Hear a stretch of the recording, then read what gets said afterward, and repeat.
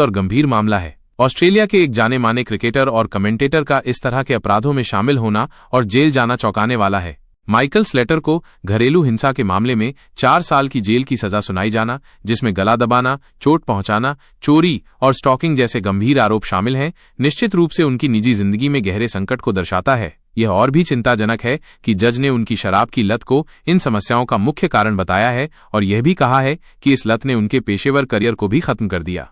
यह तथ्य कि उन्होंने पहले ही 1 साल से अधिक समय जेल में बिता लिया था, जिसके कारण उन्हें तुरंत रिहा कर दिया गया, इस मामले में एक पेचीदा पहलू है। यह संभव है कि उनकी पहले की हिरासत को उनकी सजा में गिना गया हो। स्लेटर का क्रिकेट करियर निसंदेह शानदार रहा है और उन्होंने ऑस्ट्रेलिया के लिए महत्वपूर्ण योगदान दिया है। एक आक्रामक सलामी बल्लेबाज के रूप में उनकी पहचान थी और उनके कई यादगार पारियां हैं। लेकिन उनकी निजी जिंदगी की समस्याएं, खासकर शराब की लत, ने उनकी इस उपलब्धि पर एक गहरा दाग लगा दिया है।